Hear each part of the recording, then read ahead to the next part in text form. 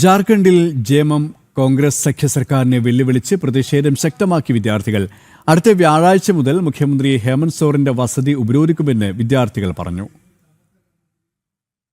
ജാർഖണ്ഡിൽ വിദ്യാർത്ഥി പ്രതിഷേധം വിദ്യാർത്ഥി സംഘടനകൾ ശക്തമാക്കുകയാണ്. ചോദ്യപേപ്പർ ചോർച്ചയിലും പരീക്ഷാക്രമക്കേടിലും ജാർഖണ്ഡ് സർക്കാരിനെതിരെ പ്രതിഷേധിക്കുന്ന വിദ്യാർത്ഥികൾ പലകുറി സർക്കാരുമായി ചർച്ച നടത്തിയെങ്കിലും പ്രശ്നപരിഹാരത്തിലേക്ക് എത്തിയില്ല. ഈ സാഹചര്യത്തിലാണ് കൂടുതൽ സമരപരിപാടികൾ പ്രഖ്യാപിച്ചത്. പ്രതിപക്ഷ നേതാവ് രാഹുൽ ഗാന്ധിയുടെയും മുഖ്യമന്ത്രി ഹേമന്ത് സോറന്റെയും കോലം കത്തിക്കാനും ആലോചനയുണ്ട്.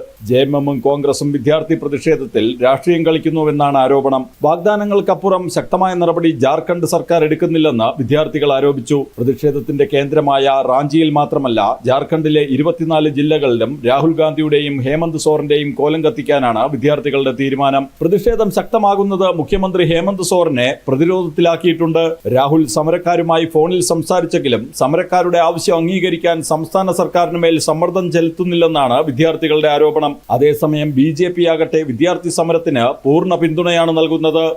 ജനം, ഡൽഹി.